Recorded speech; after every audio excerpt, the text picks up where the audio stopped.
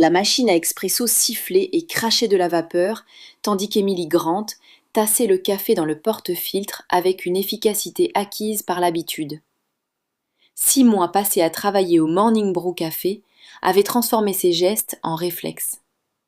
Lancer l'extraction, faire mousser le lait, dessiner un motif sur le latte que les clients remarquaient à peine avant de replonger dans leur téléphone. Recommencer. Nous travaillons avec des ressources très limitées. Notre objectif est d'atteindre 1000 abonnés. Si vous appréciez cette vidéo, abonnez-vous à la chaîne pour nous aider à activer la monétisation. Elle jeta un coup d'œil à l'horloge, fixée au-dessus de la vitrine des pâtisseries. 7h14 du matin. Son cœur accéléra d'un cran, une réaction involontaire qu'elle avait cessé d'essayer de contrôler depuis des semaines. Il franchirait cette porte dans exactement 1 minute. Tu recommences, murmura Kayla en essuyant la machine à expresso à côté d'elle. Sa collègue travaillait au café depuis 3 ans et connaissait chaque habitué par son nom et sa commande. Cette tête que tu fais... Quelle tête? Celle que tu as tous les matins à 7h15. Les yeux de Kayla pétillaient de malice. Comme si tu essayais de ne pas regarder la porte, mais que tu ne pouvais pas t'en empêcher. Émilie sentit une chaleur lui monter dans le cou. Je ne vois pas de quoi tu parles. Bien sûr que non. Kayla lui donna un petit coup d'épaule taquin. Grand, brun et dangereux va franchir cette porte, commander son double expresso, laisser un pourboire absurdement élevé, puis s'asseoir dans sa banquette du fond en te regardant pendant exactement 43 minutes avant de partir. Comme tous les jours depuis 6 mois. Tu as chronométré? Évidemment que j'ai chronométré. Il faut bien que quelqu'un documente ta romance tragique. Ce n'est pas une romance, protesta Émilie, mais sa voix manquait de conviction. C'est juste un client régulier. Un client régulier qui laisse 50$ de pourboire pour un expresso à 3$, Émilie, ma belle, cet homme ne vient pas ici pour le café. Avant qu'Émilie puisse répondre, la clochette au-dessus de la porte tinta. Malgré elle, son souffle se bloqua. Alexander Rossi entra dans le Morning Brew Café comme il faisait tout le reste avec une maîtrise absolue de l'espace autour de lui. Il mesurait largement plus d'1,80 m large d'épaules, sous un costume anthracite qui semblait avoir été cousu directement sur son corps. Ses cheveux sombres étaient rejetés en arrière, dégageant un visage aux angles nets et aux traits aristocratiques. Mais c'était toujours ses yeux qui la happaient, d'un brun profond presque noir sous certaines lumières, et à cet instant, fixé droit sur elle. Le café, bondé par l'affluence du matin, semblait s'ouvrir sur son passage. Les habitués s'écartaient instinctivement, sans vraiment savoir pourquoi. Leur instinct de survie reconnaissait ce que leur esprit conscient pouvait manquer. C'était un homme qui ne cédait pas sa place.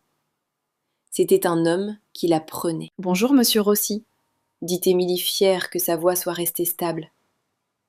Émilie. Il prononça son prénom comme s'il avait de l'importance, comme si ces 3 syllabes avaient du poids.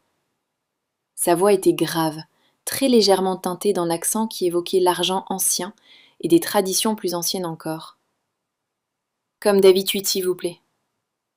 Double expresso, tout de suite. Elle se tourna vers la machine, parfaitement consciente de son regard posé sur elle pendant qu'elle travaillait. Ce regard semblait physique, comme une caresse entre ses omoplates, lorsqu'elle moulait les grains, tassait le café et verrouillait le porte-filtre en place. À côté d'elle, elle sentait presque Kayla vibrer d'un rire réprimé. L'expresso coula sombre et riche, surmonté d'une créma parfaite. Émilie le posa sur une petite soucoupe en céramique et l'apporta à Alexander qui avait pris possession de sa banquette habituelle dans le coin du fond. L'emplacement lui offrait une vue dégagée sur les 2 entrées, avait-elle remarqué. Il s'asseyait toujours dos au mur. « Merci. » Ses doigts effleurèrent les siens lorsqu'il prit la tasse. Le contact ne dura qu'une fraction de seconde, à peine perceptible, mais il envoya une décharge électrique le long de son bras.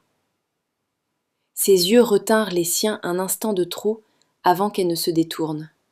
« Faites-moi signe si vous avez besoin d'autre chose. »« Je le ferai. » Émilie regagna l'arrière du comptoir, le cœur battant dans sa poitrine comme si elle venait de courir un marathon au lieu de parcourir quelques mètres. C'était ridicule. Elle avait 26 ans, elle n'était pas une adolescente avec un béguin. Et pourtant, chaque matin à 7h15 précise, tout son corps semblait s'éveiller d'une manière qui n'avait rien à voir avec les 3 heures de sommeil qu'elle avait réussi à arracher à la nuit. « Ma fille » souffla Kayla à côté d'elle. « La tension entre vous deux pourrait alimenter toute la ville. » « Il n'y a aucune tension. » »« Tu mens tellement mal. Alors quand est-ce que tu vas laisser cet homme né dîner ?»« Jamais. Il ne me l'a pas demandé. Et il ne le fera pas. »« Pourquoi ? Tu es superbe. Il est évident qu'il est évident que tu des yeux. Et à moins que mon radar soit complètement assez, ce qui n'est pas le cas, cet homme Tundo clairement intéressé. » Émilie secoua la tête, se concentrant sur la commande suivante. « Tu ne comprends pas. Déjà dit fait bizarrement, les hommes comme lui ne sortent pas avec des femmes comme moi. »« Les hommes comme quoi ?» Émilie baissa la voix, jetant un regard vers la banquette du fond, où Alexander lisait quelque chose sur son téléphone, sa tasse d'expresso nichée dans une grande main.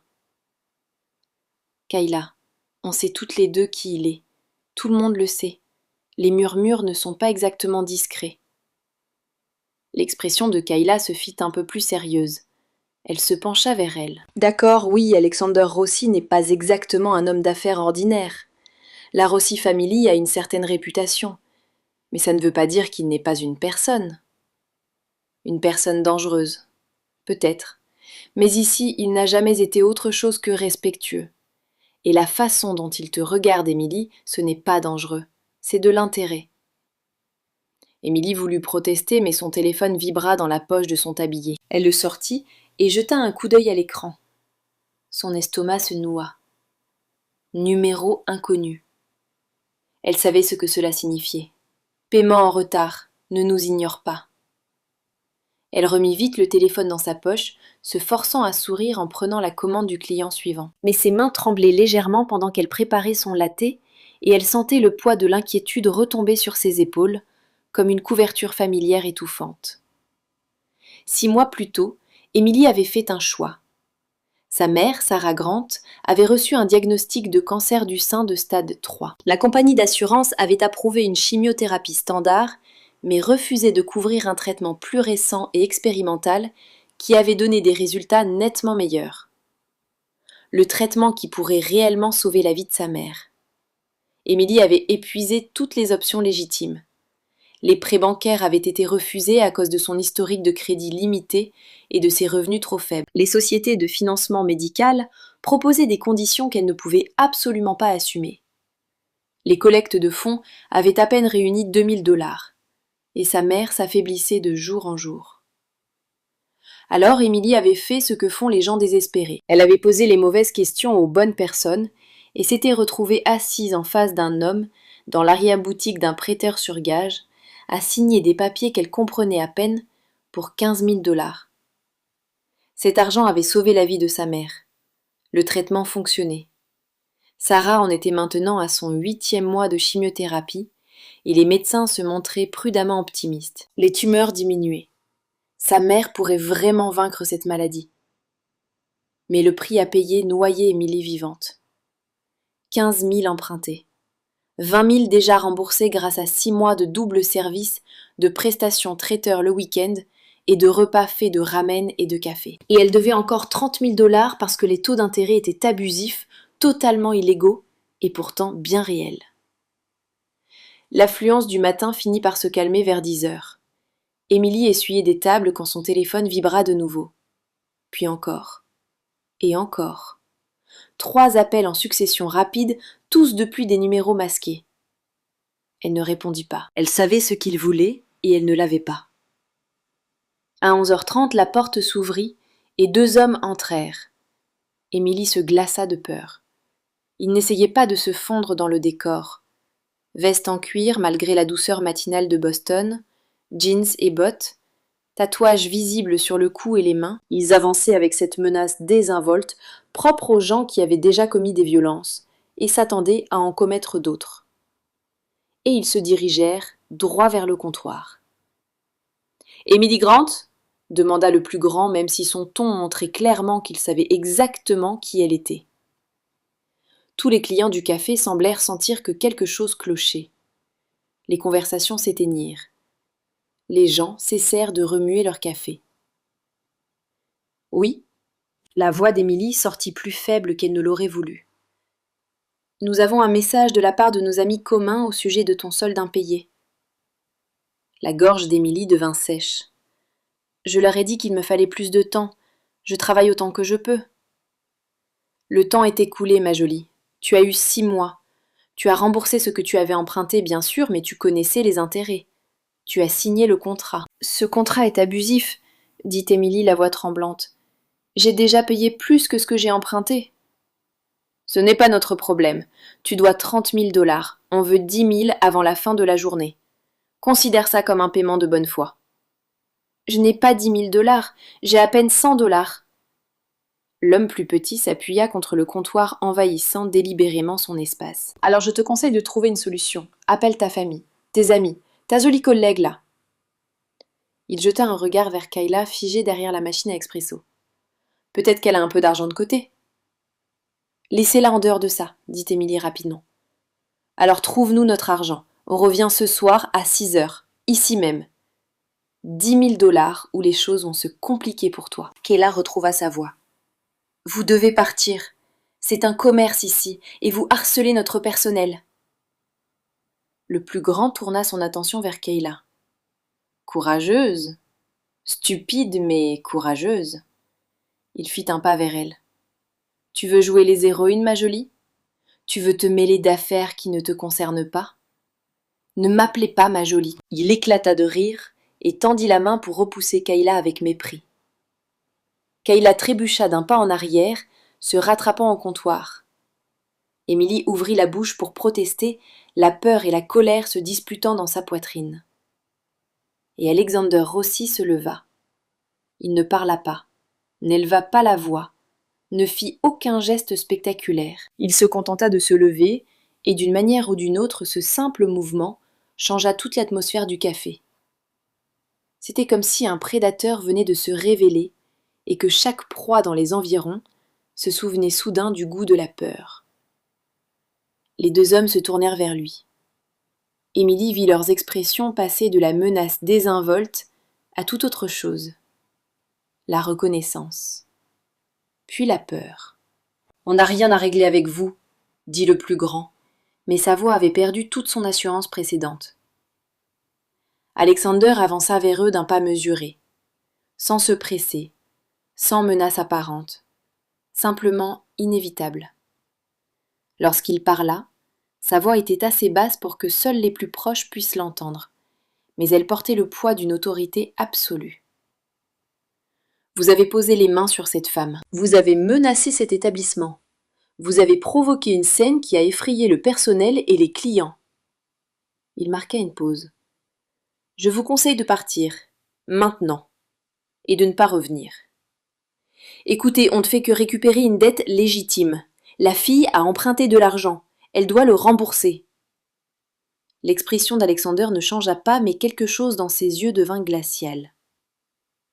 Je vais le dire une seule fois. Quittez ce café. Laissez cette femme tranquille. Ne revenez pas. Si je dois me répéter, la conversation ne vous plaira pas. Le plus petit essaya de sauver la face. Vous ne savez pas à qui vous parlez. Notre organisation... Je sais exactement pour qui vous travaillez. La question est de savoir si vous savez à qui vous vous adressez. Alexander inclina légèrement la tête. Alors, silence. Assez long pour devenir gênant. Assez long pour que les 2 hommes se souviennent des rumeurs qu'ils avaient entendues, des avertissements venus de gens plus haut placés. Assez long pour comprendre qu'ils venaient de commettre une très grave erreur. On va partir, dit finalement le plus grand. Mais la dette ne disparaît pas parce que vous nous avez fait peur. Elle doit toujours payer, et nos gens viendront récupérer l'argent. Il sortit rapidement la clochette au-dessus de la porte, tintant joyeusement comme si rien ne s'était passé. Le café resta silencieux encore un instant. Puis, lentement, les conversations reprirent. Les clients retournèrent à leur téléphone et à leurs ordinateurs portables. Mais Émilie demeura figée derrière le comptoir, tout son corps tremblant. Alexander retourna à sa banquette, prit sa tasse d'expresso vide et la rapporta au comptoir. Il la posa doucement sur la surface devant Émilie, avec 5 billets de 20 $ impeccables et une petite carte de visite noire où un unique numéro était embossé en lettres dorées. « Merci pour le café », dit-il calmement, les yeux plongés dans les siens. « Si vous avez besoin de quoi que ce soit, ce numéro me joint directement, de jour comme de nuit, pour n'importe quelle raison. » Puis, il disparut, la porte se refermant derrière lui, laissant Émilie fixer la carte dans ses mains tremblantes. Kayla apparut à côté d'elle, les yeux écarquillés. « Tu sais qui c'était ? Je veux dire, vraiment ? » « Tu as dit que c'était Alexander Rossi ? » ?»« Oui, Alexander Rossi, le chef de la Rossi Family, l'une des familles criminelles les plus puissantes de Boston. Émilie, cet homme vient de menacer des usuriers en ton nom. Tu comprends ce que ça veut dire ? » Émilie fixa la carte. Simple, élégante, terrifiante. « Qu'est-ce que ça veut dire ? » ?»« Ça veut dire que tu es dans son viseur maintenant. Ça veut dire qu'il s'intéresse à toi. Ça veut dire que ta vie vient de devenir beaucoup plus compliquée. » Émilie glissa la carte dans la poche de son tablier. « Je ne vais pas l'appeler. Je ne peux pas devoir des faveurs à des gens comme ça. Les types qui viennent de partir, ils vont faire leur rapport à ceux pour qui ils travaillent. Ce n'est pas terminé. Je trouverai une solution, comme toujours. » Mais même en le disant, Émilie savait que ce n'était pas vrai. Elle n'avait plus d'option, plus de temps, plus rien à part la peur, l'épuisement et la certitude grandissante que les choses allaient empirer avant de s'arranger. Le reste de son service passa dans un brouillard. Les appels commencèrent vers 2 heures. Numéros masqués, encore et encore. Elle les laissa tomber sur la messagerie. Les messages devinrent progressivement plus menaçants. « Tu crois que ton petit ami peut te protéger ? On sait où tu habites. Ce soir, on vient chercher ce que tu dois. » Quand 6 heures arriva et que son service se termina, les mains d'Émilie tremblaient si fort qu'elle parvenait à peine à nouer son tablier. Les 2 hommes de plus tôt ne se présentèrent pas au café comme ils l'avaient promis. D'une certaine manière, c'était pire. Ne pas savoir quand ni où ils réapparaîtraient. Elle rentra chez elle à pied, dans des rues qui lui semblèrent soudain hostiles. Chaque voiture qui ralentissait faisait battre son cœur plus vite. Chaque personne qui la regardait 2 fois la poussait à se demander si elle était suivie. La carte dans sa poche semblait brûler à travers le tissu une bouée de sauvetage qu'elle était trop fière ou trop effrayée pour utiliser. Au cours des 3 jours suivants, la pression s'intensifia. Davantage d'appels,